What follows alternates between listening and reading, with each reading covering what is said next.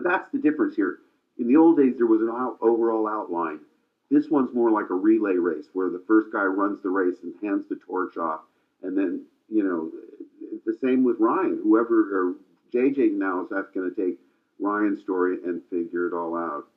So it's interesting. The new trilogy will be different because Ryan will have an overall outline for all three films.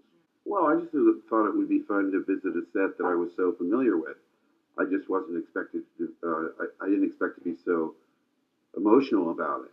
I didn't think it would affect me the way it did, but it was so accurate. Every detail, every dent, oil drip. I mean, they had to reconstruct this thing from photographs and blueprints. It even smelled the same, and I sort of got. It was almost like visiting a childhood home you hadn't been to in 30 years. I said, "Wow!" And then my family was with me, plus the documentary crew was shooting everything. And I didn't want to get emotional on camera, so I said, wait a minute, guys. And I went around and sat in the cockpit to compose myself, and I thought, well, I'm good now. And I looked up and I saw those dice. And it just got me again. It was so unusual and unexpected that I would feel moved the way I did. But it was a culmination of all these experiences I had, and then to be back was just too much. I mean, I guess it was all crystallized in my mind in a way it hadn't been before. Well, I don't think it was just me that was surprised. Every character, Ray separated from Finn, and they were so inseparable in the first one. All the characters face challenges that they didn't expect. But that makes for great drama. Without conflict, there's not drama. And I don't like being pushed out of my comfort zone. I thought, well, Harrison didn't get pushed out of his comfort zone. He's flying spaceships, making wisecracks, and being cynical. Why am I so different? But it's really important for the story.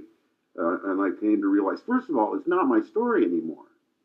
We really have to tell the story of the new protagonist. Eventually, you have to trust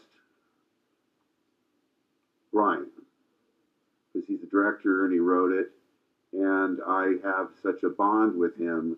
I thought, I don't think this is right for me, but I'm going to do the best I can to realize your vision. Because, I'd much rather be so powerful I have force lightning coming out of my ears.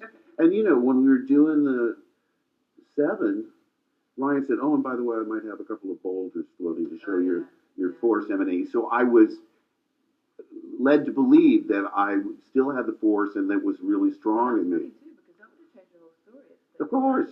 In fact, when I read 8 before 7 came out, I said, what? And I called JJ or Ryan? Somebody said, to say, are you guys aware of this?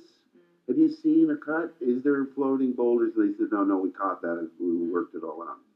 I haven't spoken to JJ, but I did a film this year too that is not romantic. I think it's wonderful to have relationships that are not romantic. I don't think in films you always need a romantic relationship, and I think friend relationships can be romantic in their gestures, in their intimacy, in all of that. So I think, hopefully, if Ray and Poe get to have some scenes together and stuff, that there will be intimacy. But I think it doesn't, for me, it doesn't have to be romantic love.